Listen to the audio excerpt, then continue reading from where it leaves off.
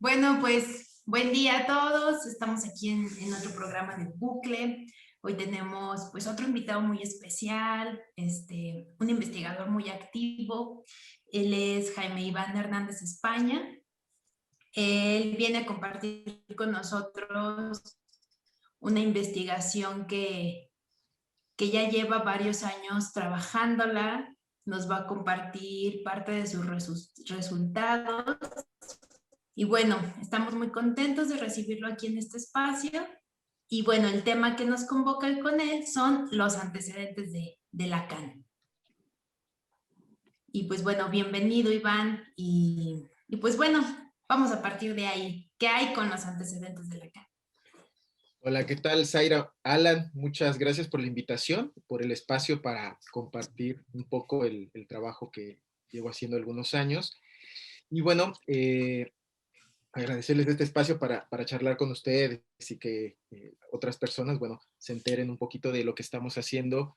Y no nada más yo, sino algunos colegas en Jalapa y yo, en relación con el tema de los antecedentes en la enseñanza de Lacan. ¿Qué son los antecedentes? Bueno, los antecedentes yo tomé el nombre directamente de Lacan, porque cuando uno abre sus escritos, te das cuenta que Lacan los secciona en varias partes, y la primera de ellas se llama De nuestros antecedentes. De hecho, hay un textito que se llama De nuestros antecedentes, donde Lacan, cuando publica sus escritos, nos explica de qué se tratan los antecedentes. Y Lacan los define así: y me parece que esto es un vicio de lectura que muchas veces tenemos, y Lacan nos advierte diciéndonos: mis alumnos se hacen la ilusión de querer encontrar en mis primeros escritos lo que desarrollé después. Dice, eso no es así. Por ejemplo, tratar de encontrar en un texto de 1930 el goce de Lacan. Eso no existe, ni el objeto A tampoco existe, ni lo simbólico, ni lo imaginario, ni lo real. Nada de eso hay, dice Lacan. Pero, dice, agradezcamos a estos pequeños, a estos jóvenes escritos que no hayan obstaculizado el desarrollo de los conceptos posteriores. Dice, esa es la manera correcta en la que hay que leer mis antecedentes. En ese sentido, yo quise entrarle a los antecedentes porque me da la impresión que son unos textos muy poco trabajados o muy poco conocidos. Por lo regular, de Lacan se conocen esos grandes textos como su versión del sujeto, donde está el grafo del deseo, o Dirección de la cura y los principios de su poder, como que son los grandes textos. Sin embargo, esos pequeños textos, como Más allá del principio de realidad, un texto sumamente incomprendido, o por ejemplo acerca de la causalidad psíquica, si bien es cierto que son textos citados, me parece que no son textos muy trabajados. Investigando estos textos me llevó hacia otros autores que, si bien son mencionados en ocasiones, no son, me parece, lo suficientemente trabajados, y les voy a nombrar dos que a mi consideración son fundamentales en la enseñanza de Lacan para comprender muchas de las intenciones que Lacan va a desarrollar a lo largo de su enseñanza. El primero de ellos es Alexandre Kojev, que fue un filósofo hegeliano, marxista hegeliano, que introdujo la enseñanza de Hegel en Francia. Y Alexandre Kojev fue un autor un año menor que Lacan, pero sumamente poderoso en sus desarrollos, ¿sí?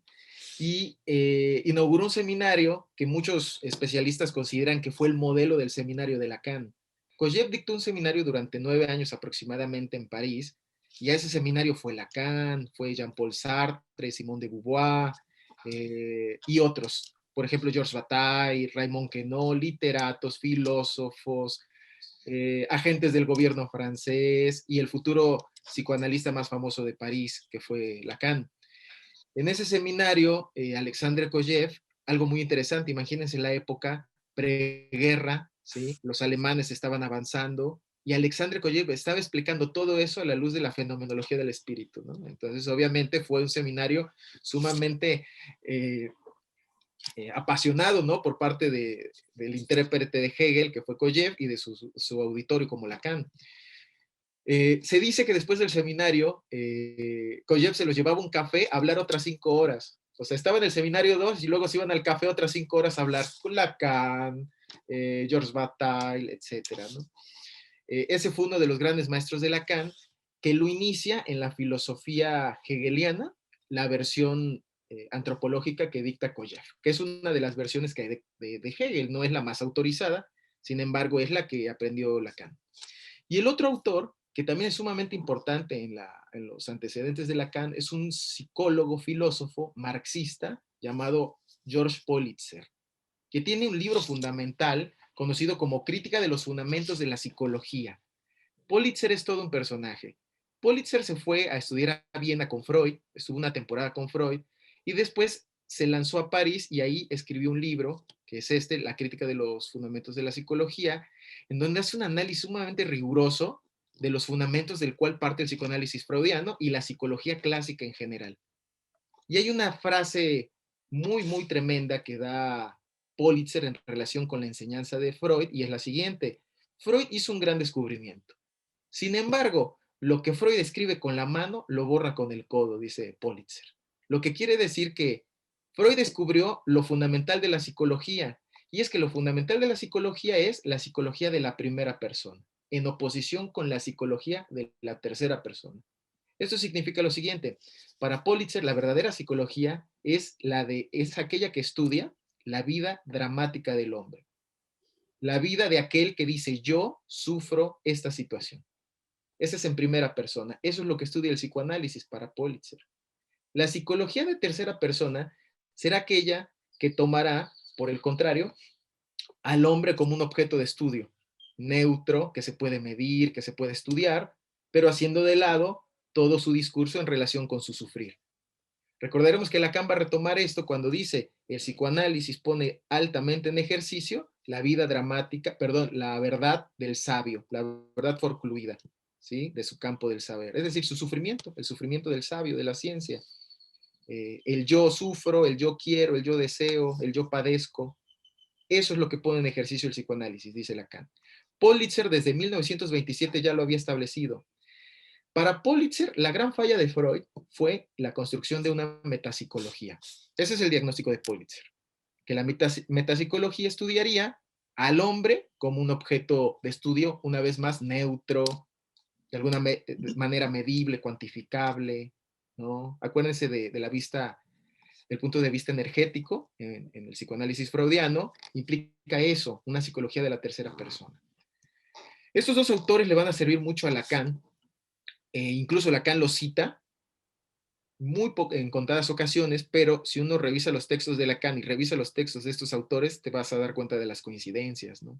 Les voy a dar dos. Del primero, de Kojev. Seguramente ustedes habrán escuchado hablar a Lacan cuando dice que el inconsciente está en la superficie, ¿no? Que no hay que buscar en las profundidades. Y después lo va a plasmar de manera excepcional con la famosa cadena significante, ¿no? Cuando Lacan plantea que el inconsciente está en la superficie, está rechazando que hay una psicología de lo profundo. Y ustedes recordarán el famoso modelo del iceberg. ¿Han visto el modelo del iceberg, no? La punta sería el yo y la profundidad sería el ello. Y el psicoanalista sería como un buzo que va a investigar, que esa sería la psicología de las profundidades. Yo me puse a investigar ese modelo y me sorprendió que hoy en día se ocupa para todo. Para la violencia en el deporte, para la violencia de género, para las cuestiones empresariales, para la superación personal, el modelo del iceberg. Y el modelo del iceberg tiene la suposición de que lo visible es nuestro comportamiento, pero lo invisible son una serie de motivaciones inconscientes. Ajá. El gran problema es dónde están esas cosas inconscientes, como las emociones, como las pulsiones de las que hablaba Freud. Lacan va a sostener otra idea de inconsciente que ya no implicará la profundidad, pero lo hace gracias a la enseñanza de Kojev. Kojev rescata una frase de la fenomenología del espíritu que es la siguiente. Voy a citarla textual, y es: lo suprasensible es el fenómeno en tanto fenómeno. Lo podemos traducir de la siguiente manera: lo que postulemos como más allá de lo sensible es lo sensible en tanto sensible. O en términos nietzscheanos, como cuando rechazaba la vida trascendental. Si vamos a hablar de la vida trascendental, del más allá, es la tierra, en tanto que vivimos en ella. Esa es una idea muy interesante que pone Hegel y que interpreta Kojev, puesto que dice: el ser humano tiende a postular realidades ya sea trascendentales, fuera del mundo, o internas adentro del hombre, para explicar lo que vive el hombre. Si una persona cruza los brazos, hay muchos psicólogos que automáticamente comienzan ya a interpretar, es una persona que está cerrada, no deja salir sus emociones, sin ponerse a pensar dónde están esas emociones. Dice Hegel, lo que están postulando es la creación de un mundo interno. ¿Dónde está ese mundo interno? Bueno, Kojève introduce toda esta lectura de Hegel para rechazar precisamente la idea de que existe un mundo interno al hombre o externo al hombre. Es decir, un Dios creador de todo lo visible o un mundo interno que sea causa de todo el comportamiento del hombre. Por eso, para interpretar al hombre, dice Kojève, tomemos el fenómeno en tanto fenómeno, lo que vemos. Fíjense cómo para Lacan esto se va a volver el inconsciente como cadena significante. Lo que Lacan va a proponer, por ejemplo, en La ciencia y la verdad, es que el psicoanálisis trabaja con la causa material. Y la materia, para Lacan, será el significante.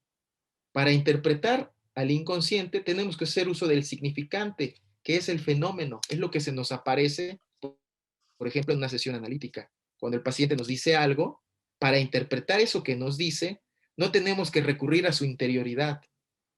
Basta con utilizar el mismo texto del paciente para producir una lectura, en lugar de, por ejemplo, carácter y erotismo anal. ¿Qué dice Freud ahí? Dice, las personas honradas, escrupulosas, ordenadas y desafiantes, hay que atribuirles un exceso de sadismo, un exceso de erotismo anal, es decir, pulsiones. Si se dan cuenta, ahí estamos desdoblando al ser humano.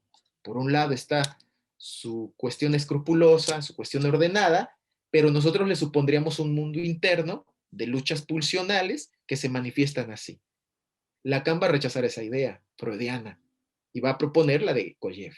Hay que interpretar el fenómeno en tanto fenómeno. Hay que tomar la cadena significante desde la superficie. Ahí está muy presente la enseñanza de Kojève. Y de Politzer va a decir algo muy parecido. Y esta idea les va a parecer fantástica, a mí me lo pareció. Y es que Politzer dice que cada vez que nosotros afirmamos la preeminencia de una realidad, no nos damos cuenta que esa realidad que afirmamos ya se encuentra atravesada por prejuicios e ideales sociales, ¿no? Ustedes sabrán que el método fundamental del psicoanálisis es la asociación libre. De hecho, Freud a cada uno de sus pacientes le decía, piensen lo primero que se le ocurre, ¿no? De hecho, tiene un texto que se llama La negación y es muy chistoso porque dice Freud, un paciente llegó y me dijo, soñé con una mujer y al instante acotó, pero no es mi madre. Y dice Freud, seguramente era su madre. ¿Por qué? ¿Por qué piensa eso Freud? Porque se le ocurrió al paciente. Si se dan cuenta en este ejemplo, Freud no duda que lo que se nos ocurre a nosotros por pura asociación proviene de nosotros y por lo tanto de nuestro inconsciente. ¿Qué es lo que dice Politzer de estos ejemplos? Dice lo siguiente, cuando nosotros hacemos el ejercicio de asociar y de que se nos presente la primera idea que se nos venga a la mente, solemos creer que esa idea viene de nosotros, sin darnos cuenta, y cito, el carácter exógeno de la teoría en ese dato inmediato. ¿Qué quiere decir eso?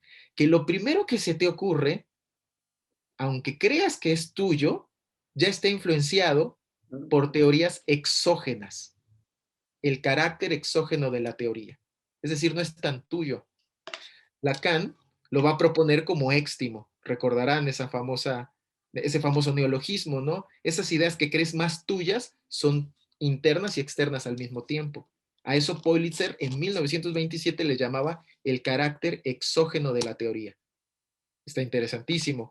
Y sobre todo porque la psicología en la que se fundamenta Freud para construir el psicoanálisis, ustedes recordarán a Wilhelm Wundt y la psicología experimental de Leipzig, cuando hace sus famosos experimentos, ¿no? De la psicología introspeccionista, ¿no? Cuando nos zambullíamos en nuestro torrente de pensamiento y ponemos atención a qué ideas se nos venían a la mente, ¿sí? Bueno, Freud va a utilizar ese modelo para la asociación libre.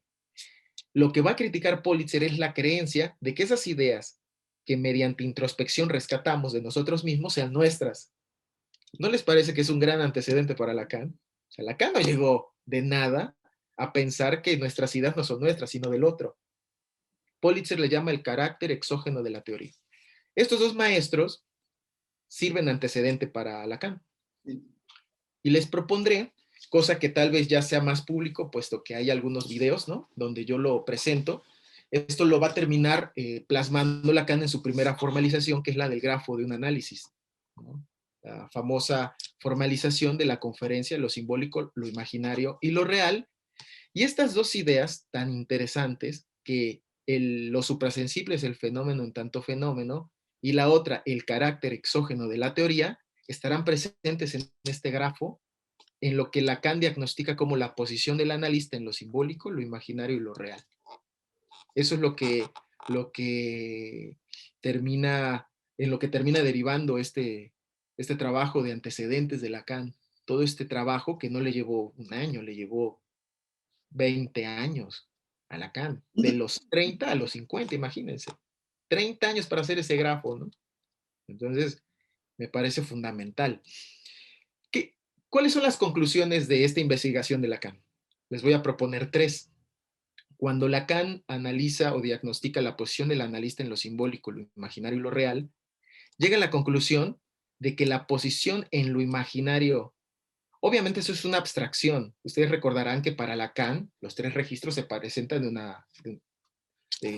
una sola vez, ¿no? No es posible aislarlos. Esto es una abstracción metodológica, ¿sí?, en donde Lacan lo trabaja con el grafo, que es diacrónico, es temporal, y analiza los momentos de un análisis. Pero dirá, más o menos así, que la posición del analista en lo imaginario es comprender el juego, y utiliza la palabra comprender, que luego la va a criticar, pero en este momento comprender el juego implicará una crítica a la escuela inglesa de psicoanálisis, que trabaja con la idea de la contratransferencia, ¿sí? Todavía los psicólogos lo hacen todo el tiempo. De hecho, los psicólogos son más escuela inglesa que la escuela inglesa. ¿Por qué? Porque trabajan mucho con la empatía, mucho con la emoción que me produce mi paciente, y desde ahí interpretan. Lo que Lacan propone es que esos efectos existen realmente en un tratamiento psicoanalítico, pero que lo que corresponde no sería empatizar, sino más bien comprender el juego que se está desarrollando en el sentido de un juego de estrategia. Lacan pone otro ejemplo, que no es de los juegos de estrategia, que sería de la etología. Dice, hay que comprender si somos, hay que imaginarnos que el juego es como un apareamiento de 2 aves, dice Lacan. Y hay que pensar quién está haciendo la danza, ¿no?, para seducir al partener sexual, ¿no?, en la danza de apareamiento. Lacan pone un ejemplo más o menos bajo la idea de que en el comprender el juego, uno está seduciendo y el otro está siendo seducido, ¿no? ¿Quién es quién en esa dialéctica imaginaria? Esa sería la posición en lo imaginario, no dejarse capturar por la empatía, por el afecto, por el amor. Lacan, en Intervención sobre la transferencia, que es un texto inmediatamente después de los antecedentes, lo propondrá así. Yo defino la contratransferencia como la suma de prejuicios, pasiones, dificultades y falta de información que tiene el analista en un análisis. Entonces, comprender el juego implica que comprendamos la pasión que nos puede mover, las dificultades que podemos tener, la falta de comprensión y la falta de información. Y eso es bien interesante, porque eso implica que muchas veces en el análisis no tenemos la suficiente información para hacer una intervención. Y eso va a producir lo que Lacan denomina en ese momento imaginarización de lo real, que en el campo freudiano se conoce como transferencia negativa. Que un paciente deje el análisis, que un paciente se enoje, que un paciente se vaya, que un paciente te pelee. Y dirá Lacan, es resistencia, claro, pero no viene del paciente, viene de la imago del analista. Eso es lo fabuloso que produce Lacan con todo esto. Y esa tan solo es la posición en lo imaginario. De ahí vendrá la posición en lo simbólico. Y dice Lacan, la posición en lo simbólico del analista es la de la completud, la inteligencia y la cultura. Es bien interesante porque muchas veces hemos visto que los psicoanalistas hacemos o hacen gala de su saber, mucho cine de arte, mucha literatura, ¿no? Muchas películas, ya vieron todo Bergman, ¿no? Todo Hitchcock. Y uno pregunta, ¿pero eso para qué, no? O ya se leyeron sus obras. ¿Cómo? O se dice, ya leímos todas las obras de Freud, Lacan y Ya todo. leí todo Freud. De hecho, dicen, ¿cómo vas a leer a Lacan si no has leído todo Freud? Yo ya leí todo Freud. Hay gente que ya leyó todos los seminarios de Lacan, saben mucho. Tú reconoces un psicoanalista porque trae libros siempre, ¿no? Siempre trae libros. De poesía, de literatura, de Freud, de psicoanalista. Y uno pensaría, ¿pero para qué? ¿Para qué serviría eso? Lacan le da un lugar nada más. Un lugar que no es en todo el grafo, solamente en la posición de lo simbólico. Y dice, el analista de entrada encarna a un símbolo. El analista es un símbolo en el análisis. Es una forma bastante temprana, acuérdense, de lo que va a desarrollar después como sujeto supuesto saber. En esta época simplemente dirá, encarna el símbolo por excelencia. El analista es un símbolo. Por lo tanto, una formación, dice Lacan, completa, le viene muy bien, que sepa cosas. ¿Para qué? Pues para construir intervenciones, señalamientos con muchos recursos. En dirección de la cura y los principios de su poder, Lacan dice, la interpretación del analista es donde se es más libre. Puedes interpretar señalando o recordando una canción, un refrán, una cita de Shakespeare. Te puede servir una cita de Shakespeare aunque el paciente no sepa Shakespeare, en el sentido de la construcción de una idea, la puedes presentar. Si tienes recursos culturales, tienes maneras de interpretar más diversas. Otra cosa será lo que interpretes, ¿eh? Puedes hacer una interpretación muy erudita con una estrategia pésima. Eso es cierto también. Puedes decir una estupidez muy elegantemente, también es cierto, ¿no? Entonces, ¿cuál es el lugar de la inteligencia y la cultura? El lugar de la completud, la inteligencia y la cultura es la forma. Es la forma. Es la forma en que presentas tu idea, ¿sale? Y en esa medida, la manera en que presentas tu idea, dice Lacan, debe tener esa completud, inteligencia y cultura. Ahora bien, ¿a qué se opone esa inteligencia y cultura?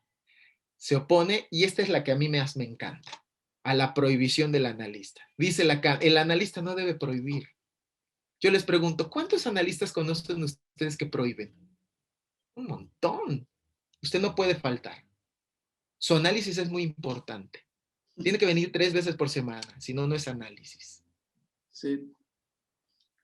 Un montón de prohibiciones, ¿no? De hecho, no son poco frecuentes los analistas que se apoyan en la idea de Freud. Ustedes recuerdan que Freud decía, cuando comienzo un análisis con alguien, les recomiendo que no emprendan una empresa o un proyecto demasiado grande. Por ejemplo, que no se casen, que no estudien y que no viajen. No, pues no. ¿A qué ir a análisis, no? Si no ¿Qué se puede hacer sentido nada. tiene entonces? Y sobre todo si dura 6 años, ¿no? El análisis, 10 años, ¿no? Llegas a los 60, bueno, ya me voy a casar, voy a emprender un viaje. Pero es chistoso porque hay que contextualizar a Freud. Freud analizaba a sus pacientes 6 veces por semana y a veces 2 veces al día. Así que tal vez Freud estaba pensando en un análisis de medio año, cuando dijo eso. También son cosas que a veces nos perdemos. Claro. Entonces, la prohibición sería lo que el analista debe evitar, por la simple y sencilla razón que para Lacan el analista encarna al símbolo. Y si el analista prohíbe, dice Lacan en la conferencia de lo simbólico y lo imaginario y lo real, encarnará al símbolo de los símbolos, el cual es el superyo. Y eso me parece fabuloso por parte de Lacan, porque lo que está proponiendo es que el superyo no es interno a la estructura psíquica del paciente, sino que el superyo proviene del carácter exógeno de la teoría, como diría Politzer. Es decir, si tú analista empiezas a prohibirle a tu paciente, serás quien encarne el símbolo de los símbolos, el superyo. Por el contrario, en un análisis, Lacan propone que lo que tenemos que analizar es al superyo, es decir, toda la serie de demandas y de prohibiciones que un paciente lleva cargando en su vida y con las cuales llega al análisis. Eso es lo que nosotros tenemos que analizar, al superyo, no encarnarlo. Y si nosotros comenzamos a prohibir, comenzamos a encarnarlo. Entonces, la lógica de esta primera clínica que elabora Lacan con los antecedentes implica un análisis bastante, entre comillas, lo voy a decir, completo del superyo. Y lo digo así porque así lo dice Lacan. ¿Sí? Hay que hacer un análisis completo, dice. Luego se va a enfrentar con los problemas del fin de análisis y pasa a otras formulaciones. Pero en esta época, lo que le preocupa mucho es que los analistas prohíben mucho. Prohíben mucho. Entonces, hay que rechazar la prohibición en el análisis y más bien hay que simbolizarla. Y esa sería la posición del analista en lo simbólico. Cuidarse de prohibir e intervenir con completud, inteligencia y cultura. Y aquí viene la parte más interesante, a mí me parece la más interesante de esta época, que es la posición respecto de lo real que tendrá el analista. A diferencia de lo que pudiéramos creer, de que esta época es una época donde Lacan no tiene muy desarrollada la idea de lo real, y no la tiene tal vez en el sentido de que todavía no elabora el famoso lo real por lo imposible, que toma de Alexandre Coiré, su maestro en epistemología y filosofía de la ciencia. Todavía no tiene esa herramienta, pero tiene otra muy interesante y es la siguiente. Dice Lacan, la posición en lo real implica que los pacientes nos atribuyan esa neutralidad benevolente, ¿sí? Ante la cual se sienten muy bien los pacientes y ante la cual todas las resistencias se estrellan, dice Lacan. Es decir, los pacientes cuando el tratamiento va bien dicen, no, mi paciente es buena onda, tiene una neutralidad muy benevolente. Dice, sin embargo, el concepto de neutralidad en el análisis es un impas conceptual. Realmente no explica lo que está pasando. Yo se los voy a explicar, dice Lacan. La posición del analista en lo real es que considere que todo lo real es racional y todo lo racional es real. Y aunque parece, yo durante mucho tiempo pensé que era lo mismo, todo lo real es racional y todo lo racional es real, pero no. Lo que descubrí hace poco es que cuando Lacan propone esta frase que es hegeliana, esta viene de la filosofía del derecho en Hegel y también se le enseña a Alexander Koyeva Lacan, dice Lacan lo siguiente, que el analista considere esto implica que considere que todas las realidades son equivalentes. Lo mismo dice Politzer sorprendentemente, también es hegeliano marxista. Politzer dice, en lugar de sostener una sola realidad, hay que sostener la relatividad de las realidades. Es decir, que en un análisis lo que producimos son realidades, y en el sentido de que las producimos todas son equivalentes. Hace poquito un colega me decía, es que Iván, con eso que tú dices, lo cual me suena sorprendente, comenzamos a criticar el prejuicio de que un paciente quiera ser panadero y no médico, ¿o no? Sin embargo, imagínense, llega un paciente, un analista muy freudiano, y le dice, no, es que me gusta la música clásica, me gusta el cine de arte, ¿sabe qué? Estoy pensando en ser psicoanalista. Como si eso fuera lo mejor que pudiera pasarte en la vida, ¿no? Es que escuchar música clásica, ver cine de arte y ser psicoanalista. Ahí tenemos un prejuicio cultural del cual participaba Freud y que tenía que ver con todo el idealismo de la cultura alemana. Lo que está proponiendo Politzer, Kojev y Lacan con la realidad, equivalencia de las realidades, es que si un paciente quiere ser panadero, no tendría por qué ser en principio inferior a ser médico. Cuénteme usted, ¿por qué quiere ser panadero? ¿De dónde le surgió esa idea? Es que sabe, mi abuelo hacía unos croissants deliciosos y yo me imagino poniendo una gran panadería y ahí empieza a aparecer el deseo, ¿vieron? Pero si nosotros tenemos el prejuicio de que ser médico sería mejor que ser panadero, no lo escuchamos. La equivalencia de las realidades implica que todo lo real es racional y todo lo racional es real. Pero Lacan hace una separación. Que todo lo racional sea real, dice él, es la ironía socrática. Pero que todo lo real sea racional es el juicio científico. Entonces ya son dos cosas diferentes. ¿Por qué la ironía socrática? Si ustedes conocen la República de Platón, una de las cosas más interesantes que pasa ahí es la siguiente. Y es que Sócrates empieza a hablar con sus interlocutores y les dice, vamos a imaginarnos cómo sería una república mejor a la ciudad que tenemos, a la polis que tenemos. Y alguien le dice, Sócrates, pero eso no existe, ni va a existir. Y dice Sócrates, no, no existe, dice, pero para que exista primero no la tenemos que imaginar.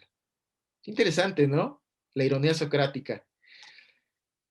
Acabo de descubrir, yo ya lo sabía, pero no sabía que lo sabía, digámoslo así. Acabo de darme cuenta que Kierkegaard hizo su tesis de doctorado sobre el concepto de ironía socrática y hace un estudio desde Sócrates hasta Hegel, ¿no? Entonces, bueno, ahorita lo estoy estudiando eso porque no dudaría que Lacan leyó ese trabajo en el sentido de la ironía socrática. ¿Cuál es la posición del analista? La ironía socrática.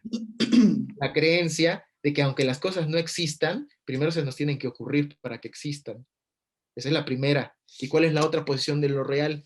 El juicio científico. Y es creer que todo lo real contiene racionalidad. Esto podría parecer obvio, pero no lo es.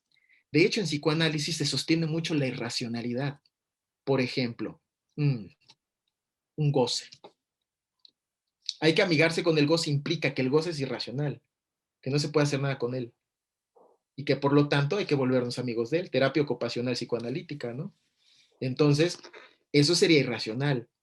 O, por ejemplo, sostener que hay cosas que son como son. Bueno, pues hay que aceptarlas, ¿no? Eso implicaría que ahí hay un componente irracional que no podemos explicar. De hecho, a los psicoanalistas les encanta hablar de lo que no se puede explicar como signo de la castración. Hay que aceptar la castración. No todo se puede, ¿verdad? Lacan dice que no.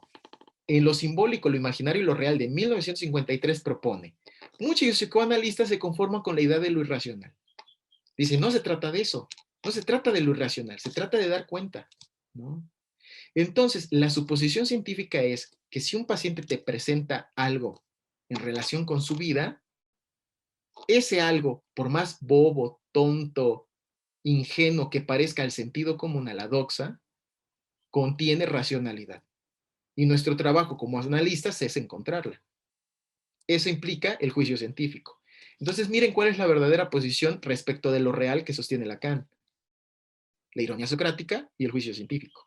Y aquí tenemos los tres resultados del trabajo de 20 años o más de Jacques Lacan, donde incluso se nutre de dos autores fabulosos como Alexandre Kojève y Georges Politzer, ¿verdad? Repartidos en sus textos de los escritos denominados de nuestros antecedentes, pero también en textos que ya no incluyó por falta de tiempo. Hay otros textos donde también trabaja estos problemas. Sin embargo, yo les propondría que de entrada, el 8 de julio de 1953, Lacan, cuando presenta esta conferencia, ya tiene armada otra teoría, que no es la de Freud. Sin embargo, tiene pretensiones de explicar lo que Freud no pudo explicar, que es el campo freudiano, ¿no? No sé qué les parezca, o si tengan alguna pregunta, pero ese sería como, de manera general, el resultado de este trabajo, ¿no? Y de esta investigación. Está buenísimo esto que dices, Iván. Bueno, para yo comenzar a hablar, pues obviamente bienvenido. Ya dimos la bienvenida, pero bueno, también quería dártela yo acá, arrancando. Y tú dijiste un montón de ideas bien precisas, bien interesantes. Y obviamente bueno, yo siempre también he pensado, a partir de otros, que la obra de Lacan tiene una incidencia política, ¿no? Hay una incidencia política del deseo, una incidencia política clínica, situado a partir de pensar con todos estos epistemólogos, con todos estos interlocutores con los cuales Lacan llega a cosas, ¿no? Y me hizo pensar todo esto que tú dices, porque lo vas situando, lo vas desarrollando, en que hay unas y varias incidencias de esa escucha, por supuesto porque hay una teoría del sujeto en Lacan, digamos que se desarrolla así, pero que hay una serie de incidencias clínicas, políticas, con las cuales uno pretendería que un psicoanálisis con Lacan trabaja ahora, y que también podemos decir que hay muchos que no trabajan, digamos, bajo, ¿cómo decirlo?, bajo esas influencias, ¿no? Sino más bien parece que se ha ido como por una tangente, o parece que se ha reproducido lo que yo pensé cuando te escuchaba, y que tiene que ver con una cuestión ideológica, ¿no? Pensar en esta cosa de la ideología, como Althusser lo soporta también, y que los psicólogos trabajarían más bien como con esa ideología, ¿no? O peor aún, muchos psicoanalistas trabajarían como con esa ideología, ¿no? Pensando en esto que tú llamabas como que valga más ser médico a ser panadero, por ejemplo, ¿no? Imagínate escuchar a un paciente que uno ya traiga, digamos, cierta concepción ideológica de ahí, como si fuera más valioso ser analista o ser lo que sea, ¿no? Ujú. Cuando más bien se trata de lo que se pone ahí, como decías tú, ¿no? Entonces, la pregunta puntual sería, eh, ¿qué incidencias tú observas, obviamente, teóricamente, en tu investigación a partir de este movimiento con el pensamiento de Lacan actual, donde pareciera que eso queda como, ¿no? Como que ahora lo dijo Lacan, pero olvidamos el fundamento, de dónde viene, pero cuando se estudia Lacan ya parece que también como que se degrada eso, ¿no? Como si se olvidara cierto antecedente, me parece. Ujú. Muy buena pregunta. De hecho, desde que empezaste a desarrollarlo o vincularlo con lo político, no pude dejar de pensar, por ejemplo, en las influencias que ha tenido Lacan en algunos de sus discípulos no psicoanalistas como Alain Badiou. Y Badiou lo que propone es que cita todo el tiempo Lacan, ¿no? Pero hay un desarrollo, me parece que en su seminario sobre el siglo, creo que sobre el siglo, donde analiza qué sucedió en el siglo XX, y Badiou propone que él la denomina así, la filosofía de la propaganda, es el aristotelismo en el sentido de que el aristotelismo plantea que lo real es lo que es, el ente en tanto que ente, lo real es lo que es, y que todo lo que violente lo que es, eh, hay que rechazarlo, ¿no? Ustedes piensen un poquito en las políticas conservadoras que hay en relación, por ejemplo, con la procreación. ¿Por qué estaría mal usar condón? Para cierta filosofía aristotélica, tomista, que es muy cara en los ámbitos católicos, ¿no? ¿Por qué? Porque violentaría la naturaleza, lo que es el fin de la concepción. Si se dan cuenta, tiene una lógica, porque, Como si pero lo esa permitiera. lógica, Badiou la diagnostica en un montón de espacios, no religiosos, eso es lo interesante.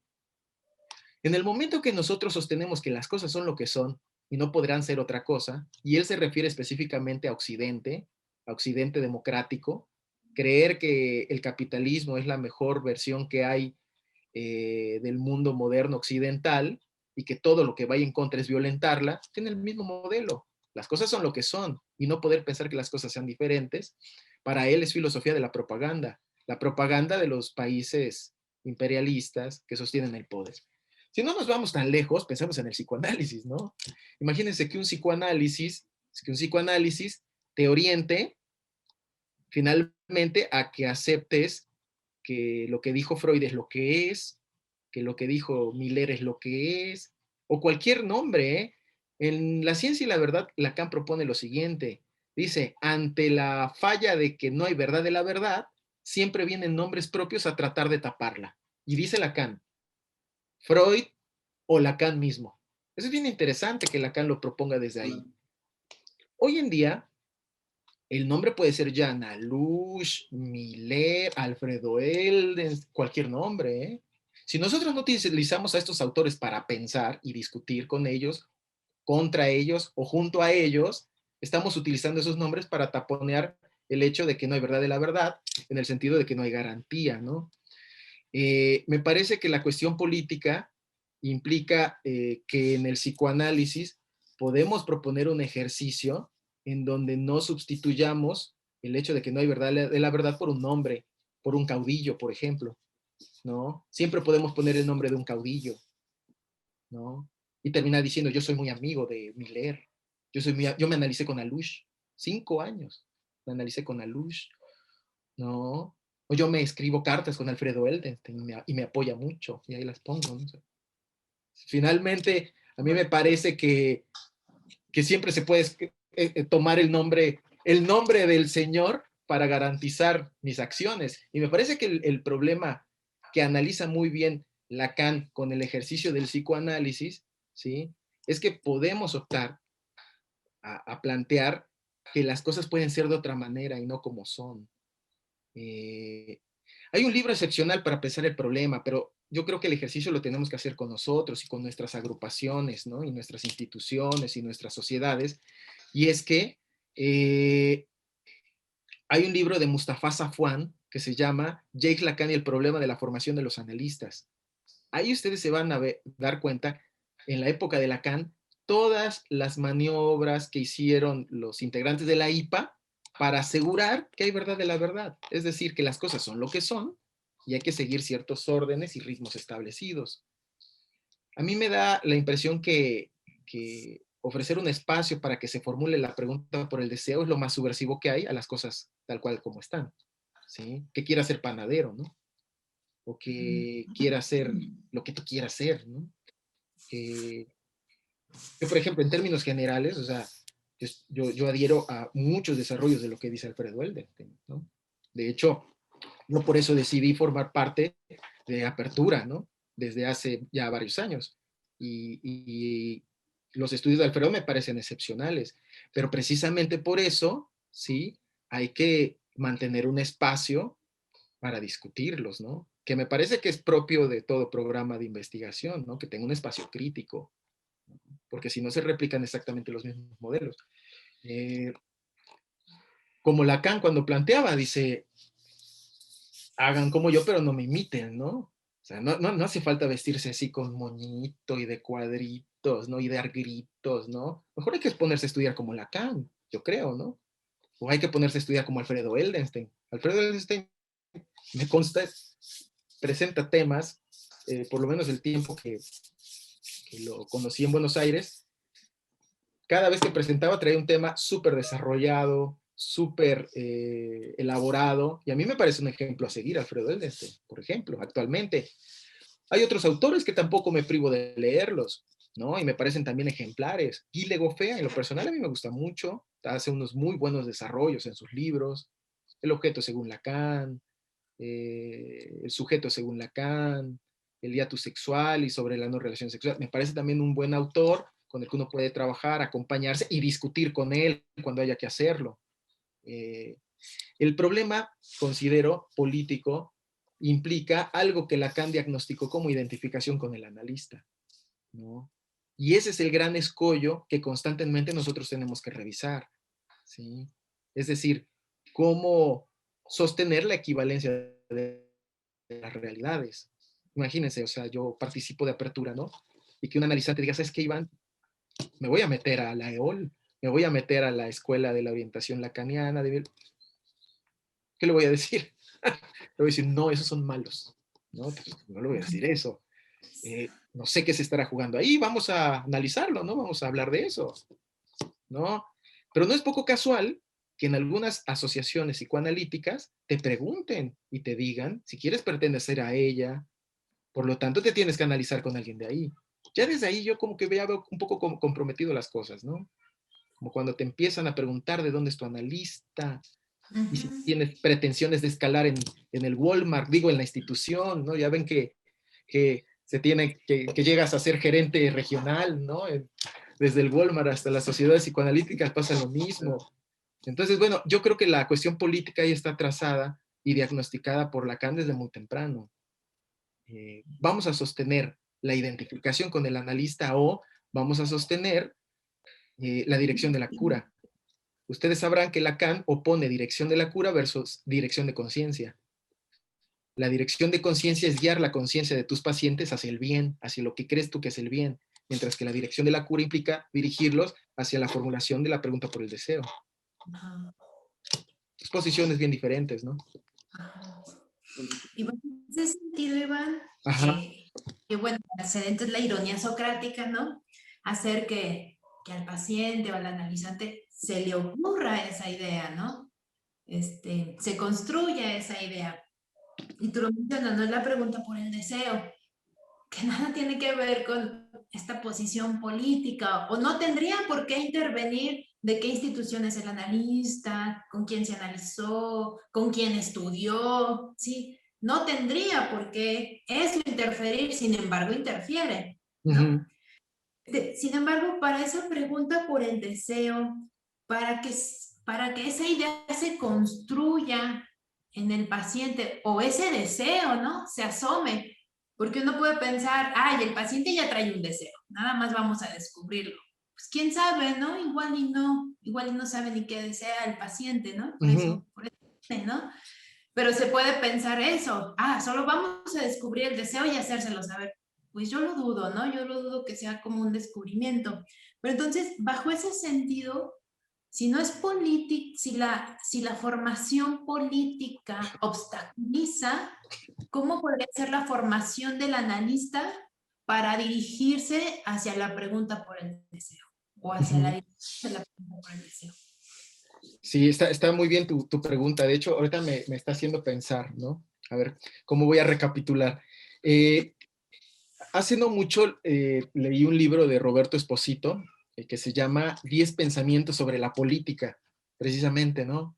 Y él propone como diferentes figuras en torno a lo político, como lo apolítico, lo contrapolítico, ¿no? O lo impolítico, que es lo que él sostiene, lo impolítico. De hecho, tiene un texto que se llama Categorías de lo impolítico.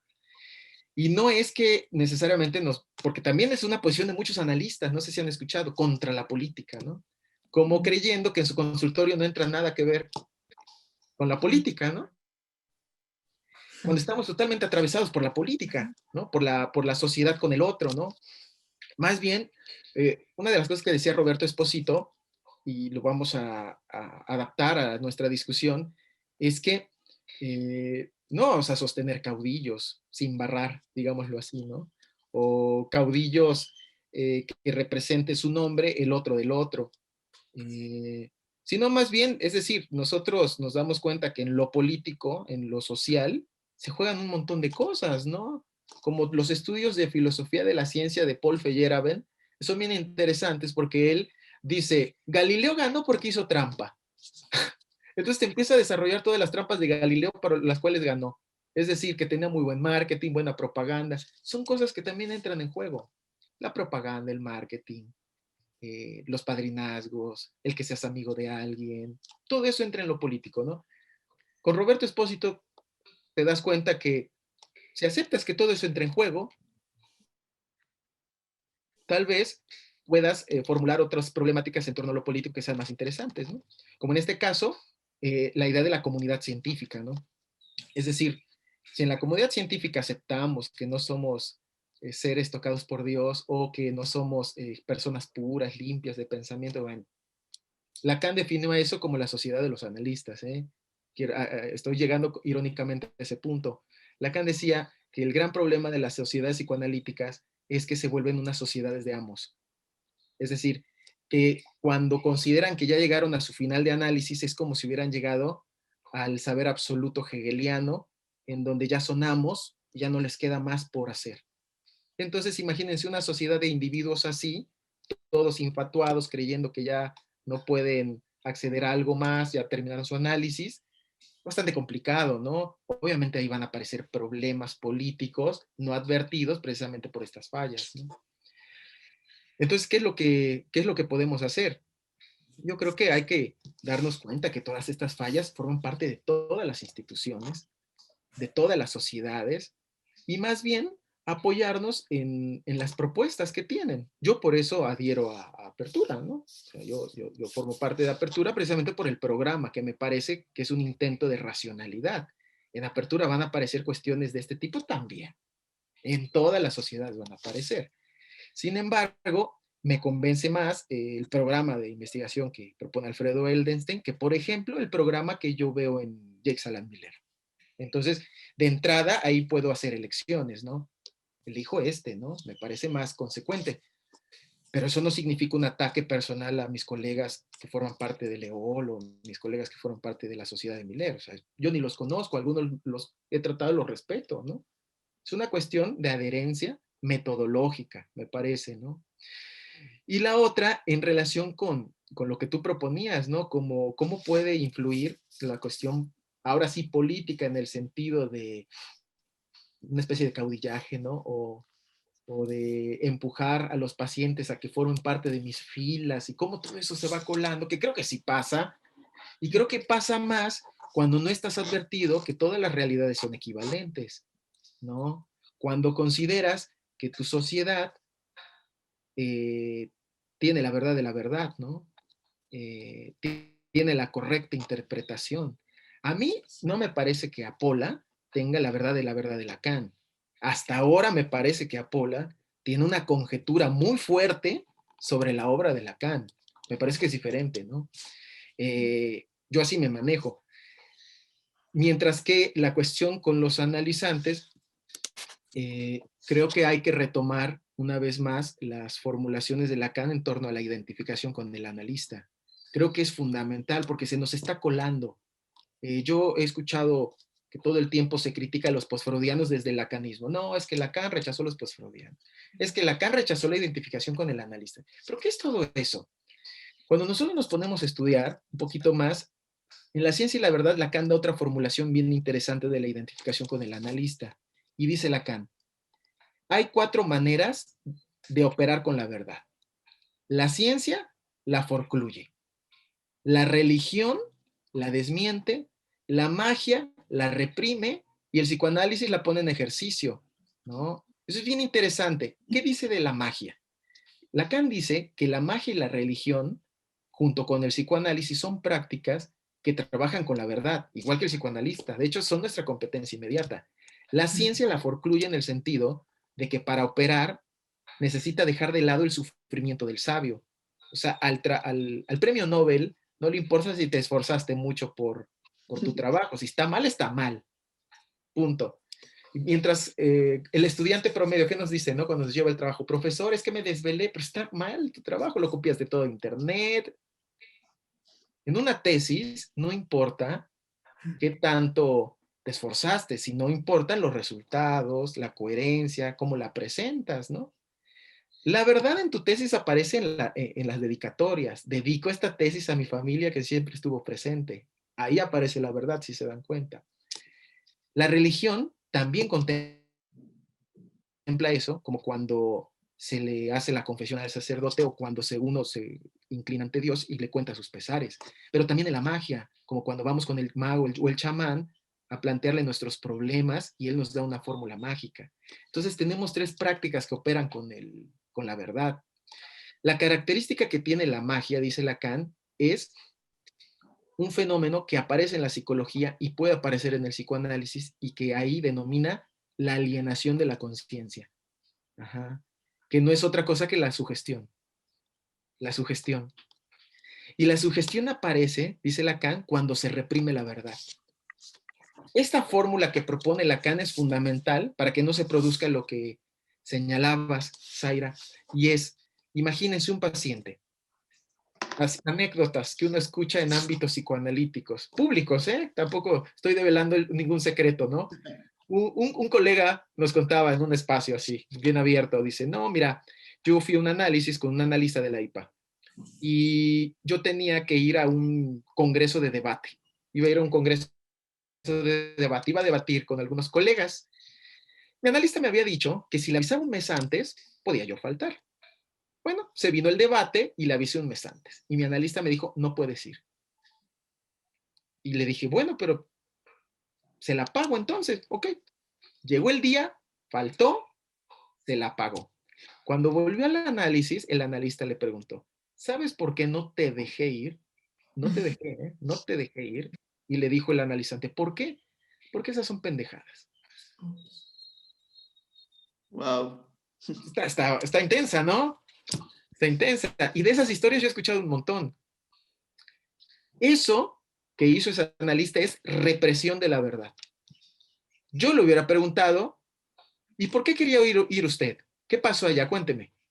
No, es que yo hice esto, hice aquello. Algo aparecerá, ¿no? Algo de la verdad aflorará. ¿No es cierto? ¿No les parece que lo que hizo el analista fue reprimir la verdad? En el sentido freudiano, la aplastó, la sofocó. Al sofocarla, si el analizante acepta que era una pendejada, ¿qué creen que se produce? La sugestión. Y por lo tanto una cura mágica. Lacan da un montón de dispositivos para diagnosticar problemas en la clínica. No crean que por poner en tu consultorio chamán, se leen las cartas, solo por eso eres mago. Para Lacan eres mago cuando reprimes la verdad y sugestionas a tus pacientes. Eres mago, ya no psicoanalista. Está buena, ¿no? Entonces, si tú, por tu filiación institucional, reprimes la verdad, te vuelves mago. Estás haciendo magia. Estás haciendo magia en nombre de la persona que tengas, que no tiene nada que ver con esa persona, ¿eh? Alfredo Ellenstein, por ejemplo, yo gracias a él conocí una película que me divierte mucho, no sé si la conozcan, La vida de Brian. No, eso no. Él decía que a Lacan le pasó lo mismo que a La vida de Brian. Esa película, te la recomiendo, es de los Monty Pythons, unos cómicos ingleses, en donde representan irónicamente el nacimiento de Jesucristo. El mismo día que nace Jesucristo nace Brian, ¿no? En Judea, imagínense. Nace Brian y Jesucristo. Toda la gente se equivoca y le va a peregrinar a Brian en lugar de Jesucristo. Ya luego se dan cuenta que no es Jesús y se van con Jesús. Cuando crece, Brian era un trotskista, ¿no?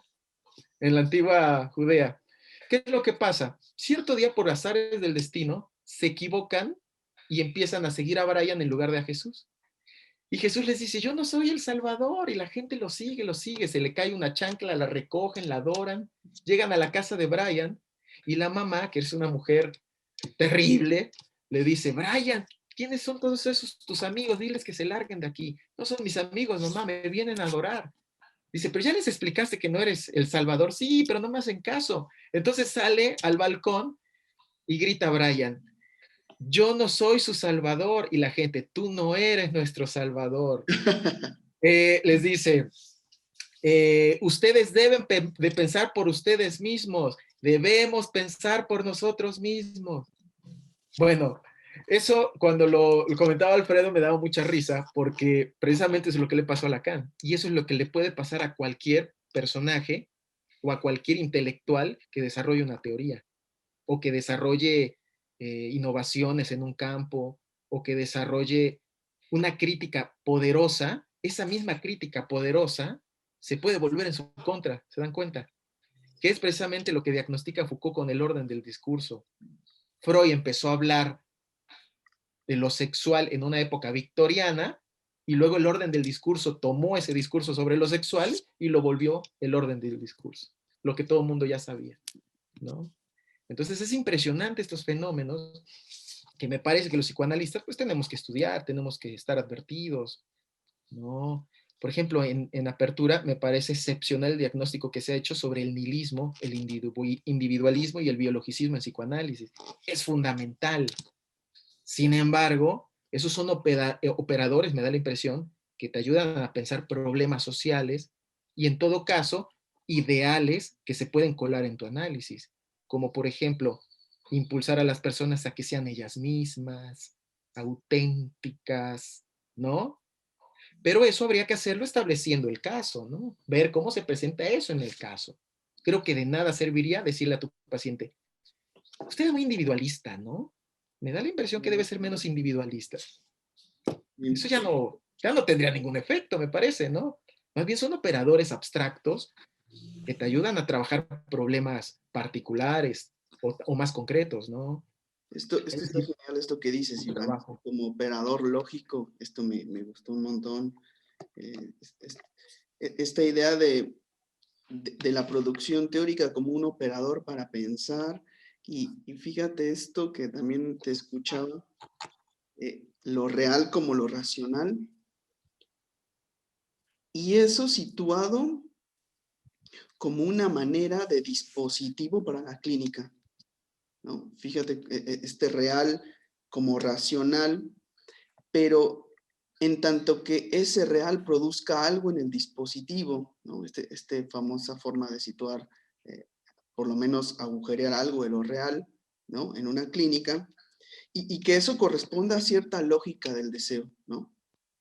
Que digamos tenga que ver con algo inaudito el deseo, no como esta masa ideológica, ¿no? Como esta masa, o como este famoso ejemplo del analista, ¿no? Porque es una pendejada, ¿no? O sea, porque pues hay que produce, ahí produce, capaz que solo produce alguien que lo siga, ¿no? Y esto que también Lacan sitúa como la división del amo, ¿no? Esto me hiciste pensar en el analista como este amo que se divide, ¿no? Digamos que, por supuesto, un poder que se le detenta y que él tiene que sacarse de ese poder para dividirse en el tema, ¿no? Dividirse en la situación lógica de lo que se presenta ahí.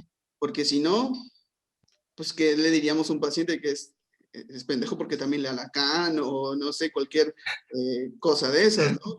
Que tendría que ver exactamente con lo que el analista anda, ¿no? Más que otra cosa. Ujú. Sí, es fundamental eso que apuntas y lo que me comentó Zaira, o sea, el cuidado que amerita el trabajo, más bien, creo, el cuidado y el trabajo que amerita tener estas cuestiones presentes, ¿no? De hecho, en Dirección de la Cura, también es claro, Lacan plantea que el psicoanalista paga con su persona, ¿no?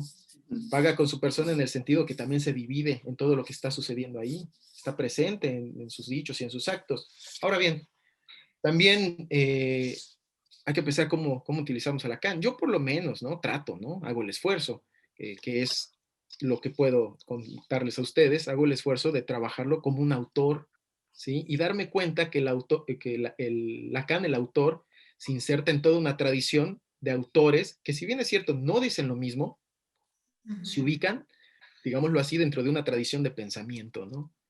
Y ver que Lacan no es el único que dice cosas de este estilo en el mundo contemporáneo, pero tampoco en el pasado, ¿no?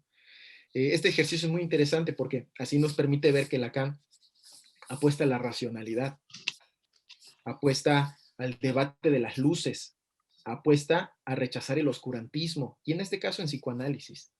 Dice Lacan que hay que rechazar la proliferación de objetos oscuros. Cuando nosotros sostenemos el modelo del iceberg y creemos que en las profundidades se encuentra el iceberg oculto, ahí le podemos meter lo que querramos, lo que la imaginación nos dé. Es por eso que hay tantas personas que ocupan el modelo del iceberg para sus propios fines, para violencia de género, para violencia en el deporte, para superación personal, para psicología empresarial, para psicoanálisis. El gran problema es que podemos meter ahí objetos buenos, objetos malos, pechos buenos, pechos malos.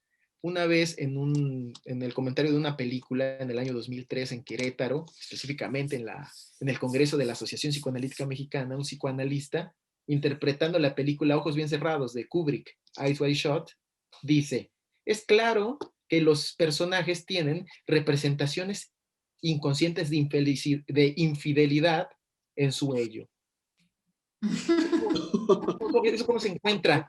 No, eso está terrible. Y ahora les voy a decir otra que me pareció espantosa. No sé si han visto la película de Bergman, Sonata de Otoño. Sonata de Otoño trata de las relaciones de una mujer con sus hijas. Y en las claras luces, o sea, uno sin hacerse el psicoanalista, a veces no hay que hacerse el psicoanalista para ver películas, tú te das cuenta que es una mujer que no quiere saber nada de sus hijas. Punto. No quiere saber nada de sus hijas. Ella tiene otros rollos. Es una pianista muy reconocida, pero no quiere saber de sus hijas. Una de ellas es paralítica, ¿no? Y no la quiere ver. La señora trata de no verla. Pues la otra hija, la embosca a la madre, lleva a la hija paralítica e invita a la mamá a casa. Cuando llega la mamá se horroriza. ¿Por qué no me dijiste que aquí estaba mi hija?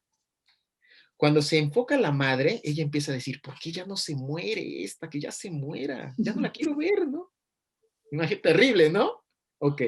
Estábamos en una discusión, algunos colegas de diferentes procedencias psicoanalistas, y yo le dije, bueno, pues es que ahí es claro que la señora no quiere a sus hijas, ¿no? Y dice alguien, no es que no las quiera, sí las quiere, pero las quiere en el inconsciente, solo que ella no lo sabe. Órale. Sí, Puedes meter en el bueno, inconsciente lo que tú quieras. Representaciones de infidelidad, que si las ama, aunque todo lo demuestre lo contrario, lo que tú quieras metes. Bueno, Ahora sí, ¿sí, Zaira? lo que quiere el analista, ¿no? Ves en el No, inconsciente lo que quiere ver el analista. exactamente, exactamente. Ese es el punto, ese es el punto. Y Lacan lo definía así.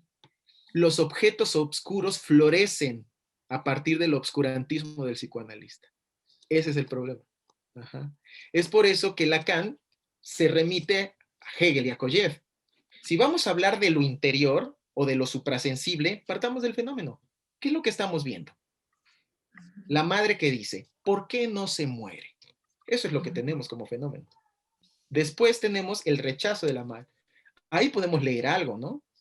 Podemos leer algo, no de objetos oscuros. Seguramente Lacan no diría, es que la pulsión de muerte de la mujer y su narcisismo primario y su masoquismo primordial luego lo expulsó. No es necesario. Podemos plantear con ese texto que la madre no las quiere. y después ver qué más pasa, ¿no?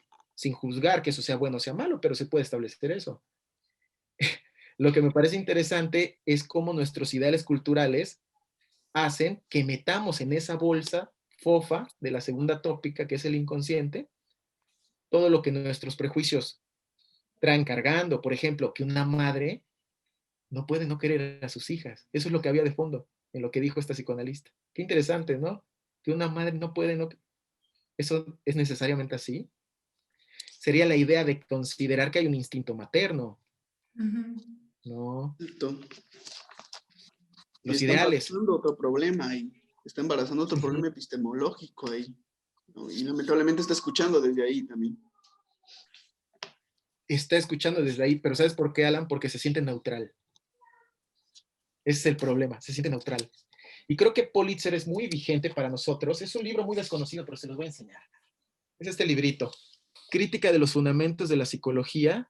Es un librazo porque lo que nos está advirtiendo, y algo que tiene que ver con la formación del analista que también planteó ahora Zaira, y es que ese libro nos sirve para pensar el problema de la formación. Miren, lo que dice el libro es que los datos inmediatos que te vienen por introspección, en términos psicoanalíticos, por tu propia asociación libre, no provienen de ti. Son exógenos, ¿sí? Como Lacan lo plantearía después, son éxtimos, o se puede empezar con una banda de Moebius, lo más interno es externo y lo externo es interno. Es decir, no vienen de ti, por lo tanto, no se vuelven garantía de que vengan de tu inconsciente, en el sentido freudiano, que es interno, auténtico y único, sino más bien en el sentido lacaniano, de que el inconsciente es el discurso del otro. Ajá. Y ahí ya está implicado el analista, lo que el analista quiere, lo que el analista tiene como ideales. Entonces, puesto que no es posible borrar esa dimensión exógena de la teoría por parte del analista, lo que tenemos que hacer es trabajarla. Y ahí vendrá la famosa formulación del deseo del analista por parte de Lacan. ¿Qué quiere el científico? Que es la pregunta de los filósofos de la ciencia. ¿Qué quiere la ciencia? ¿Qué quiere el científico? ¿No? ¿Qué quiere el psicoanalista? ¿Cómo orienta su cura? ¿No? Y ahí viene implícito algo que yo sostengo. Me falta trabajarlo más, no sé qué les parezca a ustedes, tal vez este es un espacio para formularlo, pero es ahí donde yo propongo que solamente se puede hablar de dirección de la cura en Lacan. No podemos decir la dirección de la cura en Freud. Yo tengo un libro ahí de un equipo de investigación en Argentina, de la Universidad del Mar del Plata, que se llama así, Dirección de la cura en los textos freudianos. Pero en Freud no puede haber dirección, porque Freud no piensa que el analista dirija a ningún lado el análisis. Lacan sí. En el psicoanálisis freudiano, lo que aparecen son esos contenidos, van emergiendo, van apareciendo, y el psicoanalista los va, con atención flotante, desde luego, los va tomando y los va orientando.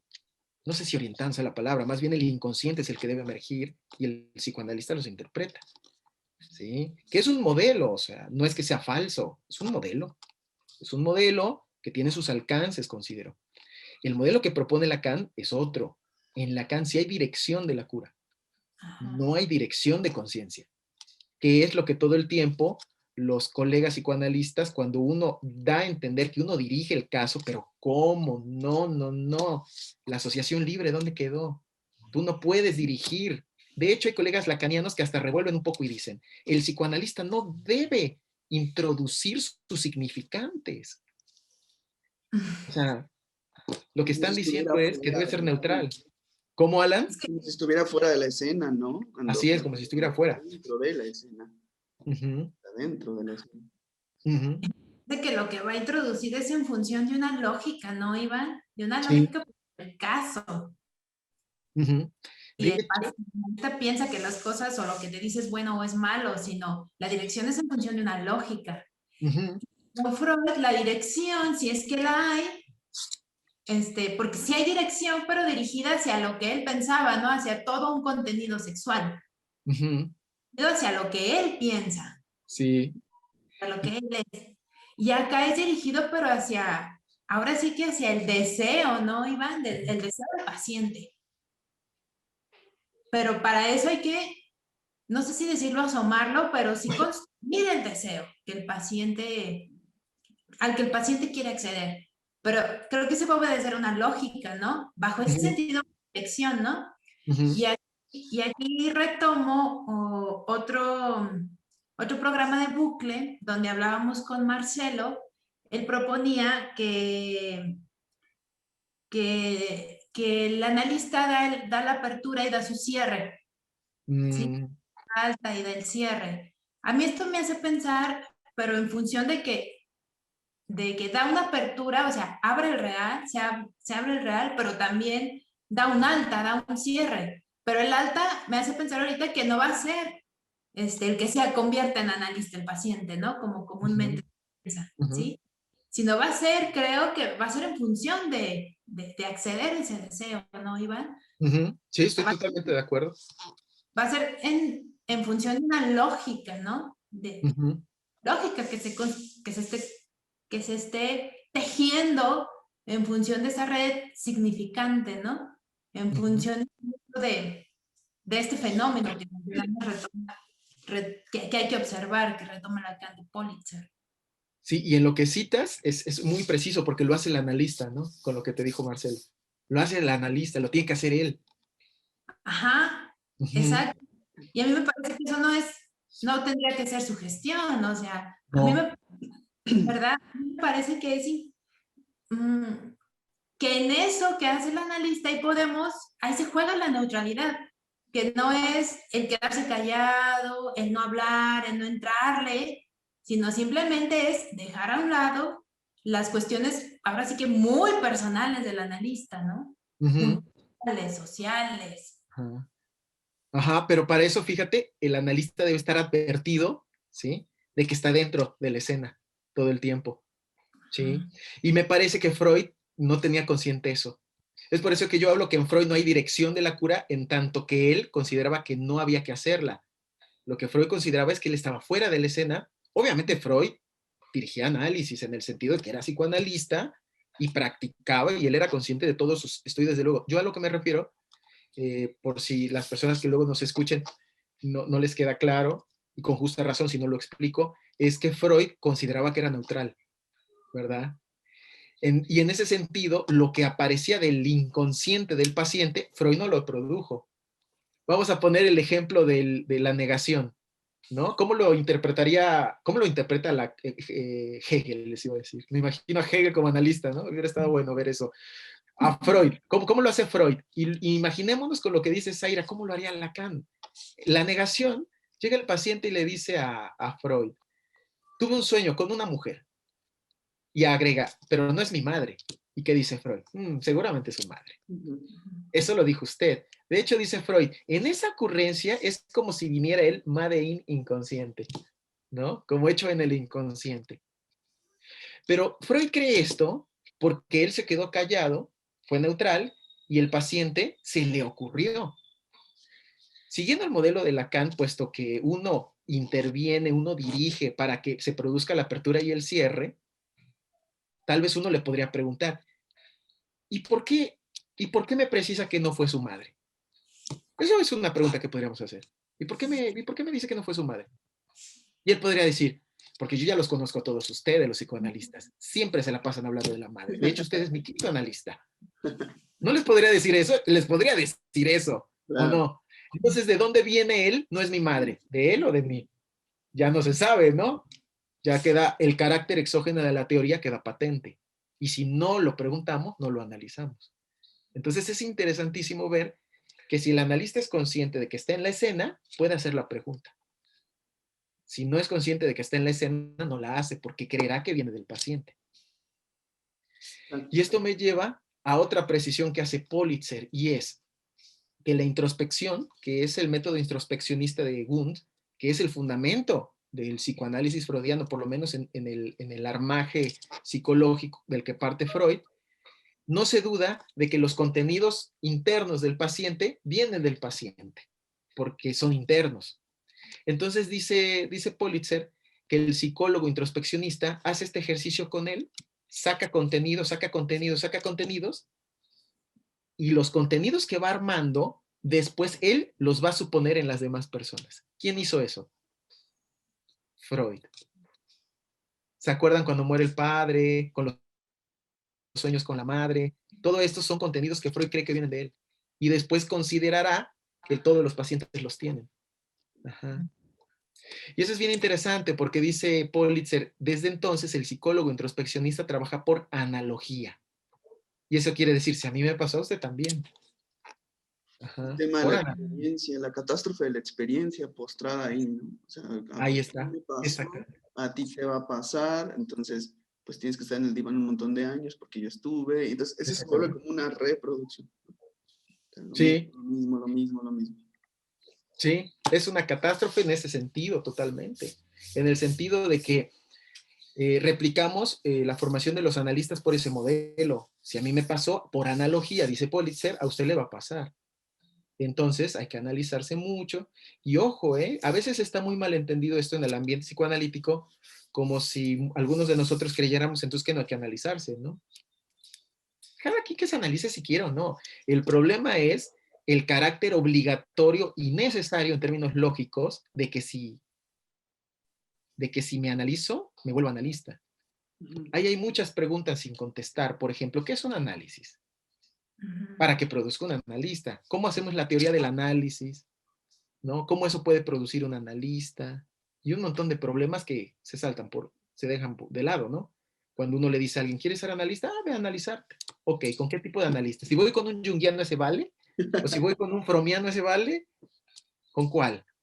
¿Con un eldesteniano, un milleriano? ¿Con cuál? ¿Con cuál voy? ¿No? Entonces tendríamos, bajo la consigna, vayas a analizar, especificar qué tipo de análisis me estoy refiriendo, cuáles son las características, como dijo Zaira, de entrada y salida, ¿no? ¿Qué operatorios debe ser al analista a la entrada y a la salida para considerar que eso fue un análisis? Problemones, ¿vieron? Entonces me parece que la formación del analista, pensada solo desde la experiencia, por pura introspección y después por analogía, método analógico, nos deja muy carentes de claridad de la formación, ¿no? Yo, y en esto no soy nada original, también sigo bastante las ideas, en este caso de Alfredo, considero que la formación del analista encuentra un muy buen lugar en la formalización, en el sentido de la puesta en forma del saber, de lo que nosotros sabemos, y aquí en esto es igual a Kant, con mi idea de ciencia, porque hoy en día se discute mucho las relaciones entre psicoanálisis y ciencia. Yo parto de una definición muy modesta por el momento, y es la definición que da Lacan en el 56, Situación del psicoanálisis y formación del psicoanálisis en 1956, y dice, la característica de todo progreso científico es la comunicación articulada, opuesta a la comunión. La comunión de hermanos en nombre de Freud, Lacan, Klein, Winnicott, ¿no? Psicología de las masas y análisis del yo, todo el cuerpo de la masa unido por el líder, ¿sí?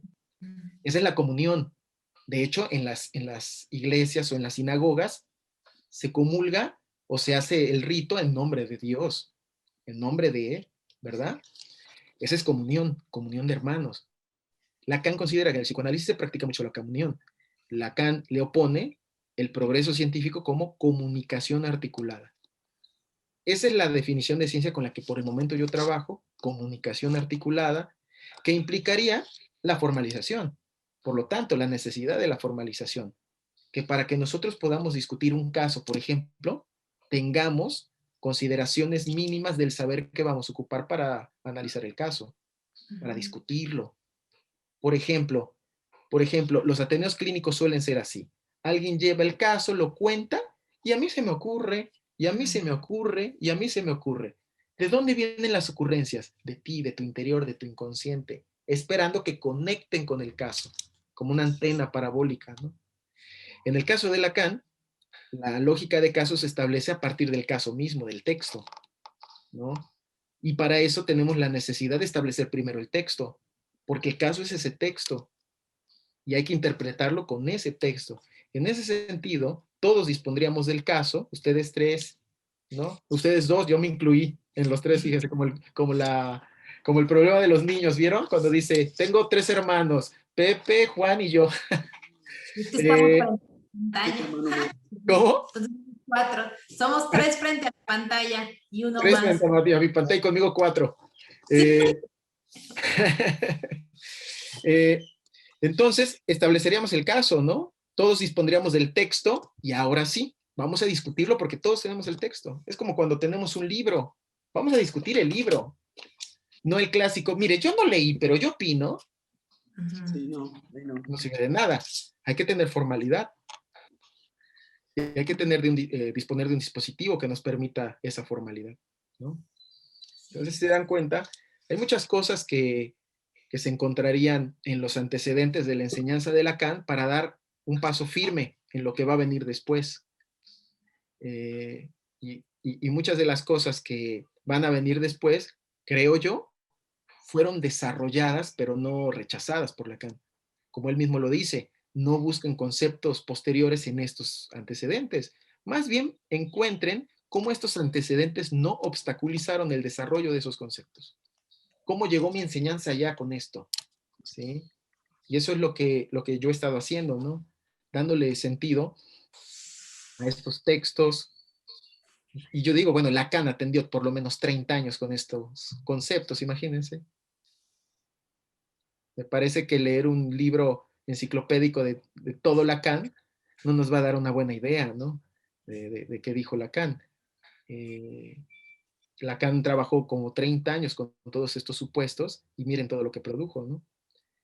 En ese sentido, la importancia que yo he remarcado con mis colegas aquí en Jalapa y de algunos otros lados donde he estado, de estudiar todos estos textos.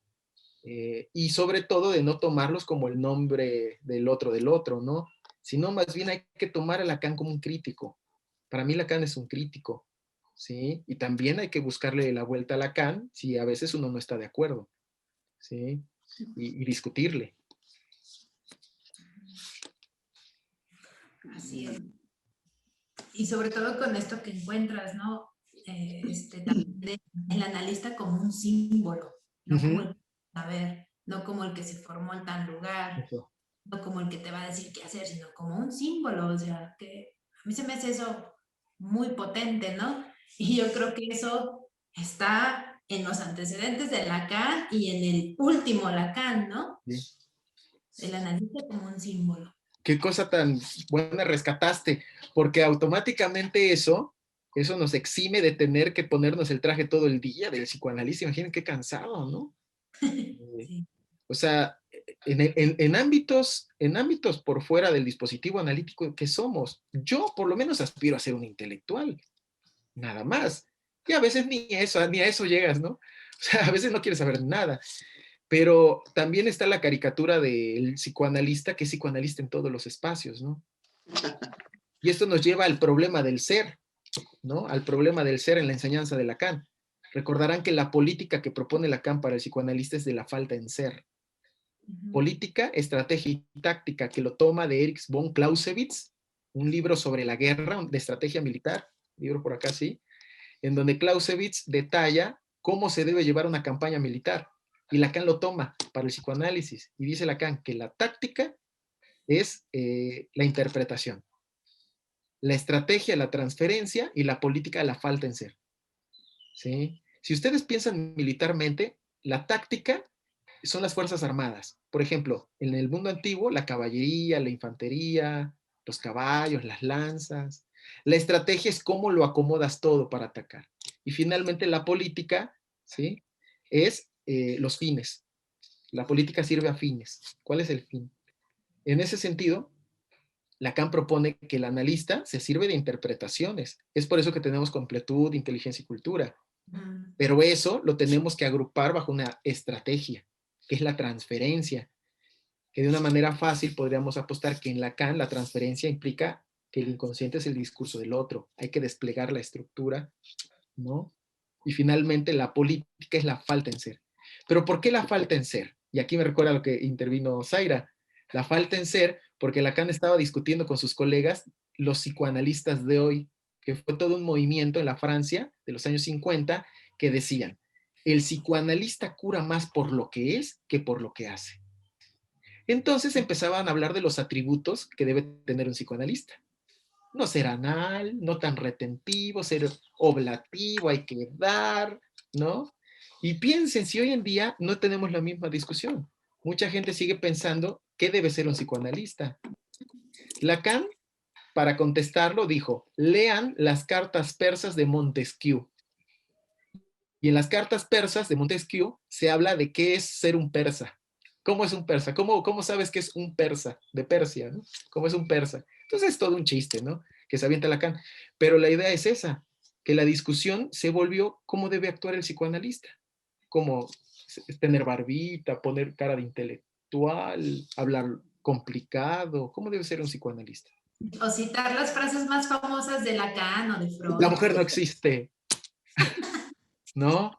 Claro, citar las frases más famosas de Lacan, sin desarrollarlas como a un autor, ¿no?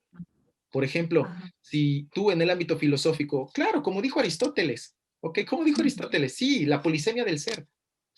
¿Ok? ¿Y eso qué tiene que ver con la Revolución Francesa? Porque a veces así pasa, ¿no? Estamos hablando de cualquier cosa. Sí, como dijo Lacan, la mujer no existe. ¿Qué tiene que ver eso, no? Entonces, hay que tomarlo como autor. Hay que desarrollarlo para ver qué quiere decir y con qué otros autores también se puede emparentar. A eso me parece más interesante. Pero para eso hay que rechazar que el psicoanalista es. Lacan, por el contrario, y a nosotros nos va a servir para nuestro diálogo que tenemos hoy, Lacan propone que el psicoanalista, por el contrario, cura más por lo que hace que por lo que es. Hace no mucho, un amigo, éramos muy buenos amigos, desafortunadamente, a veces las ideas dividen más que las fronteras, pero este amigo no quería mucho a Lacan, ¿no? Y decía, pero Lacan era mal padre, me decía. Lacan era mal padre. No sé si conozcan la anécdota de Rudinesco, y tú lo lees y dices, ¿qué Lacan tan cabrón? Iba con sus 2 hijos de su nuevo matrimonio, y en eso, con su hija Judith, que acaba de morir hace unos años, Judith Miller, iba en su auto, llega al semáforo y ahí están sus 2 hijos del primer matrimonio. Y uno de ellos, según Rudinesco, corrió a ver a Lacan y Lacan arrancó y se fue. Era mal padre, seguramente. Así como la mujer de Sonata de Otoño, tal vez era mal padre, tal vez. Ok. ¿Eso qué tiene que ver con su práctica como analista? ¿Me entienden? Claro. Solamente si crees que el final de análisis es que Lacan sea un buen padre, oblativo, que da, reconoce al objeto, lo cuida, lo mima, lo repara, dicen los kleinianos, solamente ahí podrás decir que era un mal psicoanalista. ¿Sí se dan cuenta? Y Pero ese es el cumplimiento de un ideal. más ideología no se podría ir, ¿no? Ahí está. Exactamente. Más ideología. Exactamente. Imposible más ideología, ¿no? Uh-huh. Sí, Lacan era persona, ¿no? Dicen que era caprichoso, que un montón de cosas se dicen de Lacan. Genial, estimado Iván. Bueno, ha sido un gusto, un placer. Vamos cerrando, si les parece. ¿Cómo no? Si quieras situar, Zaira, para ir terminando con Iván. Excelente conversatorio. Sí, bueno, nada más algo que platicábamos tú y yo ayer, que se me hacía muy bueno, que bueno, de alguna manera se fue hablando, pero bueno, me gustaría que Iván lo retomara. Esta cuestión de los antecedentes, Iván, se pueden seguir leyendo en el Lacan que leas 20 o 30 años después. ¿Siguen presentes? Mi idea es que sí, obviamente como lo precisa Lacan, ¿no? Pensando cómo esos antecedentes llevaron a lo que desarrolló después. No de manera idéntica. Te voy a poner solo un ejemplo para pensarlo, ¿no? El problema del fin del análisis. En los antecedentes Lacan no habla del fin. Sin embargo, lo que establece ahí lo va a llevar a que luego plantee el problema del fin. Un ejemplo, en el seminario 1, cuando plantea el esquema de un análisis, que es un esquema dialéctico circular, Lacan dice algo así como, y hay que analizar hasta lograr la reintegración total. No, pues ¿Cuál no. sería la reintegración total de lo particular en lo universal? Que es un tema hegeliano, ¿no? No se sabe, no está trabajado, no está establecido y por lo tanto no es operable por un analista. Pero esa época le sirve a Lacan solamente para discutir las profundidades. Por ejemplo, Freud, a pesar de que advertía, pero también Freud no tenía un mejor modelo, no crean que esto se corresponde con algo anatómico, decía. ¿No es cierto? Sin embargo, nuestra tendencia tridimensional todo el tiempo nos invita a pensar en una profundidad adentro de alguien. Jung, por el contrario, mandó esos contenidos al inconsciente colectivo, a los arquetipos, a lo trascendental. Lacan dice, ni arriba ni adentro, la superficie. Eso es todo lo que trabajó en esta época y no fue poco, ¿eh? Hoy en día la gente sigue leyendo el grafo del deseo. El grafo de un análisis nadie lo lee, pero el grafo del deseo se puede seguir leyendo en tema freudiano, ¿no? La profundidad. Si no estás advertido que es un continuo. Alfredo Eldenstein, una vez más, Alfredo es un autorazo, me parece, que estamos de acuerdo muchas personas en eso. Plantea el famoso 8 interior con el grafo del deseo, como el piso superior y el inferior, que el superior sería como la profundidad, realmente conecta con el piso de abajo en una continuidad. Hace pues un 8 interior dibujando el grafo del deseo. En ese sentido, se conserva, si te das cuenta, la idea de la superficie. Lo suprasensible es el fenómeno en tanto fenómeno. Lo que se desarrolla es el problema del fin, puesto que ahí Lacan no lo tiene trabajado. Imagínate que tu consigna con una lista, bueno, hasta que logres la integración total de lo particular en lo universal. Tremenda tarea, ¿no? Sí. Lacan va así, ¿se dan cuenta? Es apasionante, es un gran autor, como leer a Aristóteles, Platón, Hegel. Hay que leerlo así, me parece. Ajá. Ok. Bueno, y que incluso ahorita me hiciste pensar en el esquema R, ¿no? Es una superficie. O enmarcar la realidad psíquica. Una superficie. Sí, exactamente. Y no tiene profundidad, ¿ves? Exacto. Es toda una superficie, es la superficie. Eso se mantiene, eso es hegeliano, pero formalizado ya matemáticamente, lo cual es bien interesante. O sea, ¿qué se mantiene? La superficie. ¿Qué se elabora? El tema de la formalización y la precisión. ¿Cómo pasa del esquema L al esquema Z y del Z al R? Hay cambios ahí.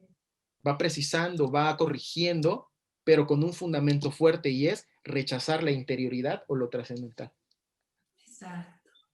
No, pues bueno, muy interesante.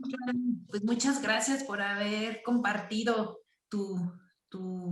pues tus elaboraciones con nosotros acerca de los antecedentes. Bueno, no va a ser la última ocasión que estemos dialogando contigo. Esperemos tengamos otro encuentro, pues acerca de estos mismos temas, que yo creo que después de verlo, después de que la misma gente también los vea, lo volvamos a ver, seguramente van a salir otras cosas para seguir elaborando, ¿no? Y pues bueno, te agradecemos mucho que nos hayas compartido tu tiempo para dialogar aquí en Bucle este tema, que como siempre, pues bueno, es muy interesante, muy motivante escucharte. Muchísimas gracias, Zaira, por tus palabras. Yo encantado. Gracias, Iván, por otra ocasión. Alan, muchísimas gracias también. Por esa lectura tan incidosa y precisa. Y claro, por supuesto, y si tú decides también, si quieres, pues que no sea la primera vez, ¿no? Esto que dices, Zaira, es importantísimo. Y bueno, gracias, estimado. Claro que sí, Alan. Muchísimas gracias, Zaira. Hasta pronto.